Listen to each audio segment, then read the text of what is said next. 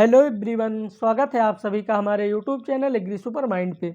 आज हम बात करने वाले हैं मृदा विज्ञान से संबंधित सभी महत्वपूर्ण प्रश्नों की, जो कि आने वाले सभी एग्जाम की दृष्टि से काफ़ी महत्वपूर्ण होने वाले हैं। सो बढ़ते हैं हम अपने क्वेश्चंस की तरफ, जो कि आज का हमारा पहला क्वेश्चन है। भारतीय मृदाओं में सबसे ज़्यादा किस तत्व की कमी देखने को मिलता है? तो फर्स्ट ऑप्शन है जिंक, सेकेंड ऑप्शन है बोरान, थर्ड ऑप्शन है मैग्नीज, फोर्थ ऑप्शन है आयरन। तो भारतीय मृदाओं में सबसे ज़्यादा जिस तत्व की कमी देखने को मिलता है वो जिंक होता है। बात कर लेते हैं बोरान की। तो अगर जिंक के बाद मतलब सेकेंड नंबर पर सबसे ज़्यादा किसी तत्व की कमी देखने को मिलता है तो वो बोरान होता है, यानी बोरान की जो मतलब कमी है वो सेकेंड नंबर पे है। अगर बात कर लेते हैं मैग्नीज की, तो जो मैग्नीज होता है ये भारतीय मिट्टी में तीसरे नंबर पर सबसे कम पाया जाने वाला तत्व होता है, यानी मैग्नीज जो होता है ये थर्ड नंबर पे सबसे कम पोषक तत्व पाया जाता है। अगर बात कर लेते हैं आयरन की, तो जो आयरन होता है ये चौथे नंबर पे सबसे ज़्यादा कम पाया जाने वाला तत्व होता है, यानी भारतीय मिट्टी में सबसे ज़्यादा चौथे नंबर पे जो जिस तत्व की कमी होती है वो आयरन होता है। तो यहाँ पे बात हो रही भारतीय मृदाओं में सबसे ज़्यादा किस तत्व की कमी देखने को मिलता है। तो भारतीय मृदाओं में सबसे ज़्यादा जो तत्व की कमी देखने को मिलता है वो जिंक की होती है, इसलिए इसका जो राइट आंसर होगा वो ए होगा। बढ़ते हैं नेक्स्ट क्वेश्चन की तरफ, जो कि हमारा अगला क्वेश्चन है। क्षारीय मृदाओं के सुधार के लिए कौन सा मृदा सुधारक काम में लेते हैं? फर्स्ट ऑप्शन है चूना, सेकेंड ऑप्शन है जिप्सम, थर्ड ऑप्शन है डोलोमाइट, फोर्थ ऑप्शन है उपरोक्त सभी। तो सबसे पहले बात कर लेते हैं कि जो क्षारीय मृदाएं होती हैं इनको मतलब जो क्षारीय मृदाएं होती हैं इनको सुधार करने के लिए हम किस चीज़ का उपयोग करते हैं? तो जो क्षारीय मृदाएं होती हैं इनको सुधारने के लिए हम लोग अम्ल का उपयोग करते हैं। वो अगर मृदा अम्लीय होता है तो उसको सुधारने के लिए हम लोग क्षार का उपयोग करते हैं। तो यहाँ पे बात हो रही है कि क्षारीय मृदाओं के सुधार के लिए कौन सा मृदा सुधारक काम में लेते हैं। तो बात कर लेते हैं चूना की। तो जो चूना होता है ये अम्लीय मृदा को सुधारने के लिए इसका उपयोग किया जाता है, यानी चूना जो होता है वो क्षारीय होता है। बात कर लेते हैं जिप्सम की। तो जो जिप्सम होता है ये क्षारीय मृदाओं को सुधार करने के लिए इसका उपयोग करते हैं। तो जिप्सम क्या हुआ, अम्लीय हो गया। अगर बात कर लेते हैं डोलोमाइट की, तो जो डोलोमाइट होता है ये अम्लीय मृदा को सुधारने के लिए इसका उपयोग करते हैं। तो अगर अम्लीय मृदा को सुधारने के लिए इसका उपयोग कर रहे हैं तो जाहिर सी बात है कि ये क्षार ही होगा। तो यहाँ पे जो बात की जा रही है कि क्षारीय मृदाओं को सुधारने के लिए कौन सा मृदा कारक काम में लेते हैं, तो उसका जो राइट आंसर होगा वो बी होगा, यानी जिप्सम। बात कर लेते हैं जिप्सम के फार्मूले की। तो इसका जो फार्मूला होता है CaSO4 इंटू 2H2O होता है। और यहाँ पे बात कर लेते हैं जिप्सम के अलावा जो और क्षारीय मतलब एक तत्व हैं उनकी। तो जिप्सम के अलावा जो और क्षारीय तत्व हैं उसमें से आ जाता है आपका सल्फर आ जाता है, इसके बाद सल्फ्यूरिक एसिड आ जाता है, इसके बाद आयरन सल्फेट आ जाता है, इसके बाद आयरन पायराइड होता है, जो कि क्षारीय मृदाओं को सुधारने के लिए इनका उपयोग करते हैं। अगर बात कर लेते हैं कि अम्लीय मृदाओं को सुधारने के लिए, तो अम्लीय मृदाओं को सुधारने के लिए हम लोग चूने का उपयोग करते हैं, कैल्शियम हाइड्रोक्साइड का उपयोग करते हैं, डोलोमाइट का उपयोग करते हैं, कैल्साइट का उपयोग करते हैं और बेसिक स्लैग का उपयोग करते हैं। तो यहाँ पे सिर्फ बात हो रही है कि क्षारीय मृदाओं को सुधारने के लिए, तो क्षारीय मृदाओं को सुधारने के लिए जिस मृदा सुधारक का उपयोग करते हैं उसको हम लोग जिप्सम बोलते हैं, जिप्सम का उपयोग करते हैं। तो इसलिए इसका जो राइट आंसर होगा वो बी होगा। बढ़ते हैं नेक्स्ट क्वेश्चन की तरफ, जो कि हमारा अगला क्वेश्चन है।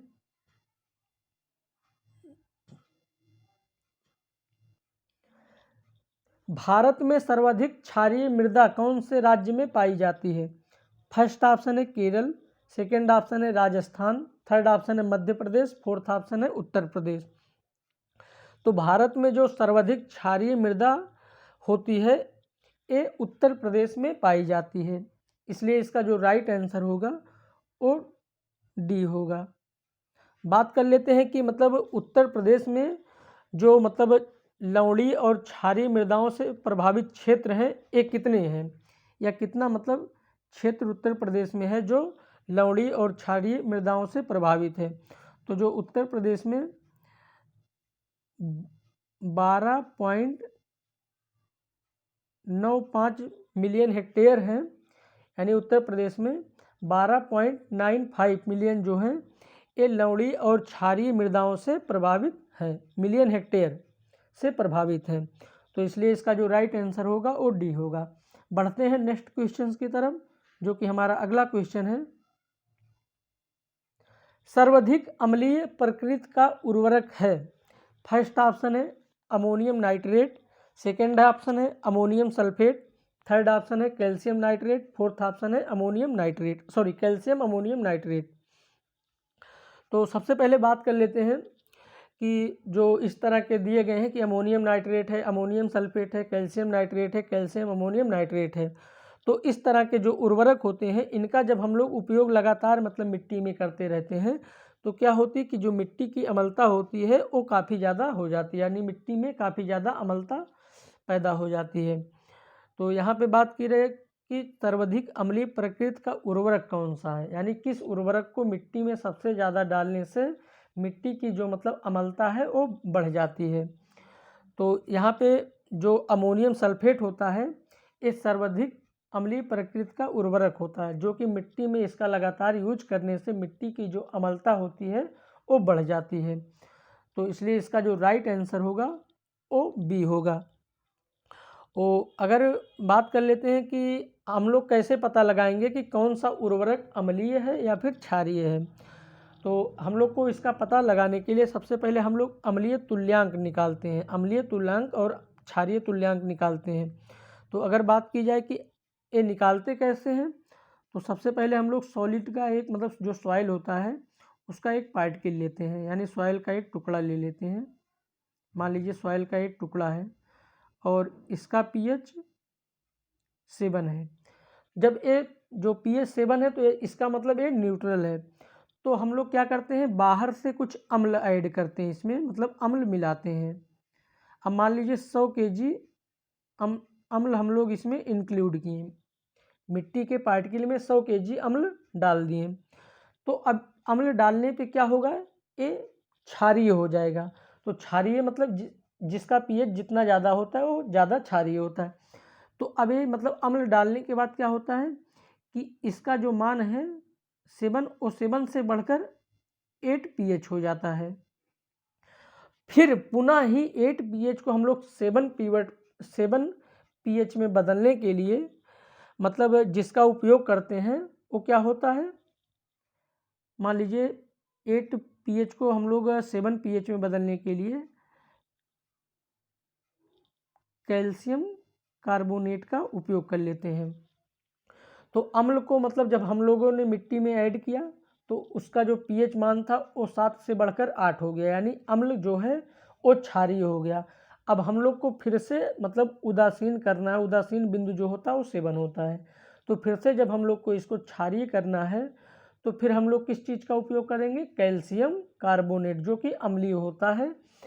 तो मतलब इसका जो मतलब तुल्यांकी भार होता है इस तरीके से हम लोग ज्ञात करते हैं कि अगर कोई मिट्टी होता है तो उसमें हम लोग जब अम्ल ऐड कर देते हैं तो उसका जो पीएच मान होता है वो 7 से बढ़कर 8 हो जाता है या 8 से भी ज़्यादा हो जाता है। फिर पुनः हम लोग उसको अगर उसी अवस्था में लाना चाहते हैं तो उसमें क्षार ऐड कर देते हैं, जिससे कि वो पुनः उसी अवस्था में आ जाता है। तो यहाँ पे बात की जा रही है कि सर्वाधिक अम्लीय प्रकृति का उर्वरक क्या है, तो इसका जो राइट आंसर होगा वो बी होगा, यानी अमोनियम सल्फेट जो है ये सर्वाधिक अम्लीय प्रकृति का उर्वरक है। इसलिए इसका जो राइट आंसर होगा वो बी होगा। अगर बात कर लेते हैं कि सबसे ज़्यादा, तो जो सबसे ज़्यादा होता है वो निर्जलीकरण अमोनिया होता है, लेकिन ऑप्शन में निर्जलीकरण अमोनिया का मेंशन नहीं किया गया है। तो इसलिए इसका जो राइट आंसर होगा वो बी होगा। बढ़ते हैं नेक्स्ट क्वेश्चन की तरफ, जो कि हमारा अगला क्वेश्चन है।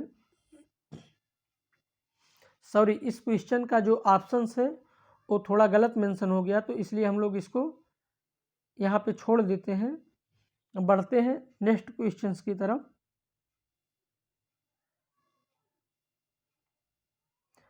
नेक्स्ट क्वेश्चन हमारा है, अम्लीय मृदा में कौन से पोषक तत्वों की विषाक्तता होती है, यानी अम्लीय मृदा है, अगर कोई मृदा अम्लीय है तो उसमें मतलब कौन सा पोषक तत्व है जिसकी विषाक्तता यानी टॉक्सिसिटी मतलब किसकी ज़्यादा होती है।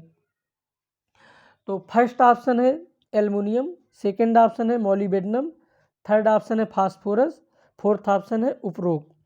तो जो अम्लीय मृदा होती है, अम्लीय मृदा में जो पोषक तत्व की विषाक्तता होती है वो एल्युमिनियम की होती है, इसलिए इसका जो राइट आंसर होगा वो ए होगा। बढ़ते हैं नेक्स्ट क्वेश्चन की तरफ, जो कि हमारा अगला क्वेश्चन है।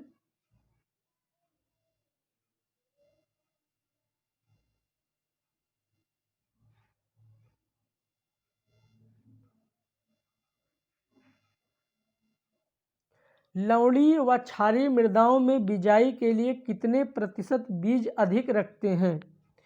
यानी कोई मिट्टी अगर लवणीय है या क्षारीय है तो उसमें जब हम लोग बीज डालते हैं तो वो बीज मतलब कितना ज़्यादा रखते हैं। यानी सपोज दैट हम लोग कोई खेत है उसमें अगर 100 किलोग्राम बीज डालते हैं तो वो मिट्टी लवणी और क्षारीय होने की वजह से उसमें 100 kg से हम लोग बीज की जो परसेंटेज मात्रा है वो कितनी बढ़ा के रखते हैं। तो फर्स्ट ऑप्शन है 10 से 15%, सेकेंड ऑप्शन है 15 से 20%, थर्ड ऑप्शन है 25 से 30%, फोर्थ ऑप्शन है 35 से 40%। तो सबसे पहले बात करते हैं कि जो लवणीय व क्षारीय मृदाएं होती हैं इनमें बीजों का अंकुरण ठीक तरीके से नहीं होता है। यानी जो बीज का अंकुरण होता है, अगर हम लोग लवणीय या क्षारीय मृदाओं में बीज का मतलब बिजाई कर देते हैं तो उसका जो अंकुरण होता है या जर्मिनेशन जो होता है वो ठीक तरीके से नहीं होता है। तो इसलिए हम लोग क्या करते हैं कि जो बीज की मात्रा होती है उसको हम लोग बढ़ा देते हैं। तो बीज की मात्रा बढ़ाने से कहीं ना कहीं उसकी जो मतलब खेत की मतलब फील्ड होती है उसमें जो बीज अंकुरण नहीं होते हैं तो जो सीड की मात्रा बढ़ जाती है तो उससे बीज का मतलब अंकुरण तो सेम ही होता है, लेकिन यही को तो पूरे मतलब खेत में उसकी मतलब जो प्रोडक्शन होता है वो बढ़ जाता है। तो अगर यहाँ पे बात करते हैं कि नॉर्मल फसलों की अगर बात की जा रही है तो लवणीय और क्षारीय मृदाओं में बिजाई के लिए मतलब जो बीज की मतलब प्रतिशत मात्रा लेते हैं वो कितना अधिक लेते हैं। तो इसका जो राइट आंसर होगा वो 10 से 15% होगा, यानी ए इज राइट आंसर इसका होगा। यानी लवणीय व क्षारीय मृदाओं में बिजाई के लिए जो बीजों की अधिकतम मात्रा लेते हैं वो 10 से 15% लेते हैं, इसलिए इसका जो राइट आंसर होगा वो ए होगा। अगर यहाँ पे बात कर लेते हैं कि गेहूं की जो बीज दर होती है, अगर कोई मृदा क्षारीय है या लवणीय है उसमें अगर गेहूं की जो बीज दर होती है वो कितने % अधिक लेते हैं, तो गेहूं की जो मतलब बीज दर होती है वो लगभग 20 से 25% ज़्यादा उसकी बीज दर हम लोग लेते हैं। तो बढ़ते हैं नेक्स्ट क्वेश्चन की तरफ, जो कि हमारा अगला क्वेश्चन है। कम चूना लागत वाली फसल है। फर्स्ट ऑप्शन है आलू, सेकंड ऑप्शन है धान, थर्ड ऑप्शन है चाय, फोर्थ ऑप्शन है उपरोक्त सभी।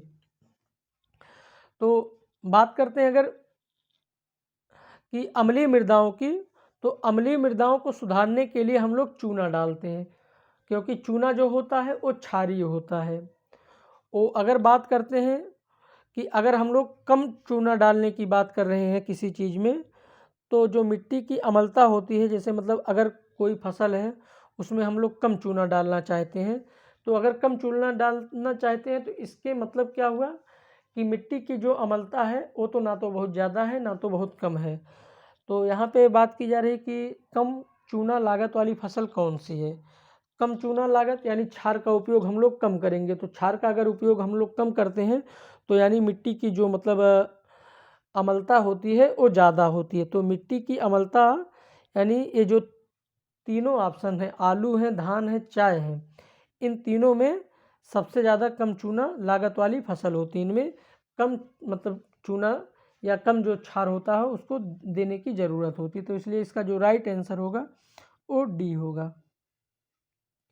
बढ़ते हैं नेक्स्ट क्वेश्चन की तरफ, जो कि हमारा अगला क्वेश्चन है। क्षारीय मृदाओं में घुलनशील लवण की मात्रा पाई जाती है। फर्स्ट ऑप्शन है लेस देन 0.1%, यानी 0.1% से कम, मोर देन 0.1%, यानी 1%, 0.1% से ज़्यादा, मोर देन 1%, यानी 1% से ज़्यादा, या मोर देन 2% यानी 2% से ज़्यादा। तो जो क्षारीय मृदाएं होती हैं इनमें जो घुलनशील लवण की मात्रा होती है ये लेस देन 0.1% होती है, इसलिए इसका जो राइट आंसर होगा वो ए होगा। बढ़ते हैं नेक्स्ट क्वेश्चन की तरफ, जो कि हमारा अगला क्वेश्चन है। लवणीय क्षारीय मृदाओं को क्या कहते हैं? फर्स्ट ऑप्शन है रेहली भूमि, सेकेंड ऑप्शन है काली ऊसर, थर्ड ऑप्शन है सफ़ेद ऊसर, फोर्थ ऑप्शन है रेहली ऊसर। तो जो लवणीय क्षारीय मृदाएं होती हैं, तो सबसे पहले अगर बात करते हैं कि रेहली भूमि की, तो जो रेहली भूमि होती हैं ये लवणीय मृदाएं होती हैं। और लवणीय मृदाओं को हम लोग क्या बोलते हैं? खारा बोल देते हैं, खारी बोल देते हैं, या फिर रेह बोलते हैं। गांव की भाषा में कहीं कहीं जो रेह बोलते हैं, यानी कि ये मिट्टी रेह है, तो क्या होती है? लवणीय प्रवृत्ति की होती है। या फिर इसे हम लोग सफ़ेद ऊसर भी बोल देते हैं। रेहली भूमि को हम लोग क्या क्या बोलते हैं? खारा बोलते हैं, खारी बोलते हैं, रेह बोलते हैं, सफ़ेद ऊसर बोलते हैं। बात कर लेते हैं काली ऊसर की। तो जो काली ऊसर होता है ये क्षारीय प्रवृत्ति की मृदा होती है। अगर बात कर लेते हैं सफ़ेद ऊसर की, तो जो सफ़ेद ऊसर होती है ये भी लवणीय प्रवृत्ति की मृदा होती है। अगर बात कर लेते हैं लवणीय क्षारीय मृदा, तो जो रेहली ऊसर मतलब मृदा होती है ये लवणीय क्षारीय मृदा इसी को बोलते हैं। तो इसलिए इसका जो राइट आंसर होगा वो डी होगा। अगर बात कर लेते हैं कि ऊसर जो यहाँ पे मतलब जिनके नाम के पीछे ऊसर लगा है, तो ऊसर जो है ये संस्कृत भाषा का शब्द होता है। ऊसर यानी ऊसर जो होता है ये संस्कृत भाषा का शब्द होता है। और ऊसर का जो मतलब होता है, इसका मतलब बंजर होता है। गांव में सुने होंगे बंजर के बारे में आप लोग। तो ऊसर का मतलब जो होता है बंजर होता है।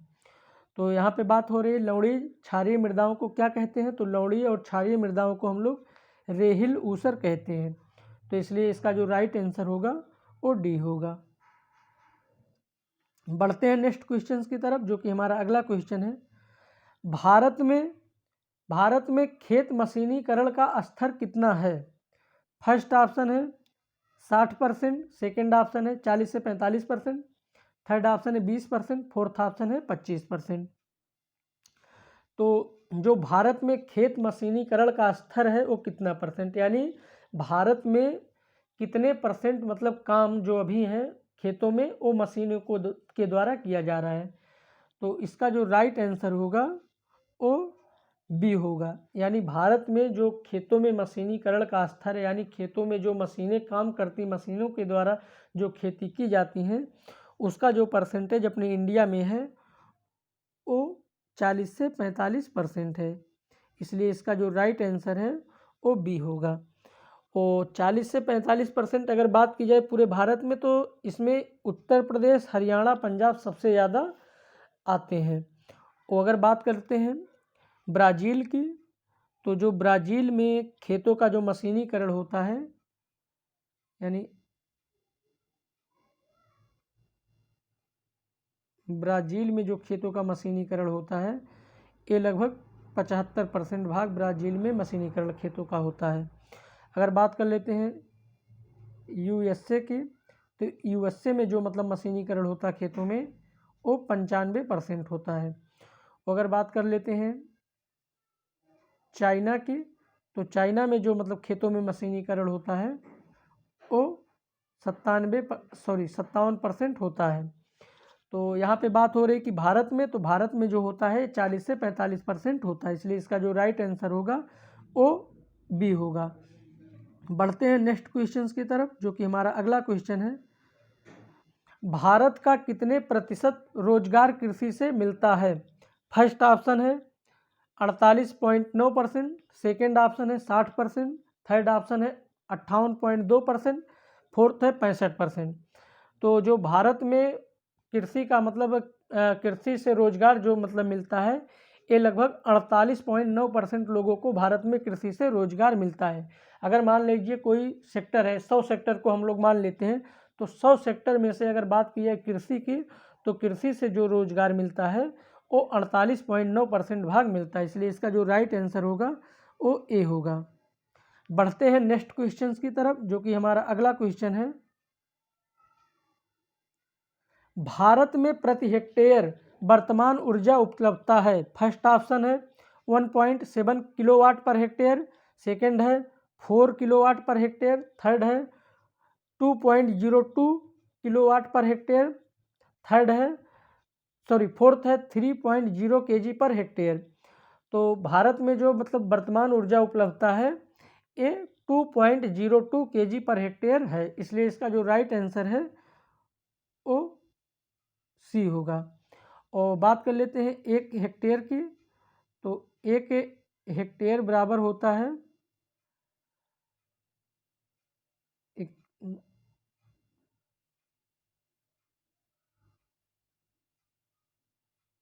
1 हेक्टेयर बराबर होता है 10,000 मिली स्क्वायर के। तो यहाँ पे बात हो रही कि भारत में प्रति हेक्टेयर वर्तमान ऊर्जा उपलब्धता है, तो वो 2.02 किलोवाट पर हेक्टेयर है। तो इसलिए इसका जो राइट आंसर होगा वो सी होगा। बढ़ते हैं नेक्स्ट क्वेश्चन की तरफ, जो कि आज का हमारा आखिरी क्वेश्चन है। कार्बोरेटर का मुख्य भाग है। फर्स्ट ऑप्शन है गैस इंजन, सेकेंड ऑप्शन है भाप इंजन, थर्ड ऑप्शन है डीजल इंजन, फोर्थ ऑप्शन है पेट्रोल इंजन। तो जो कार्बोरेटर का मुख्य भाग होता है, यानी कार्बोरेटर का देख लेते काम क्या होता है। कार्बोरेटर का जो काम होता है वो फ्यूल यानी ईंधन और एयर को मिक्स करता है।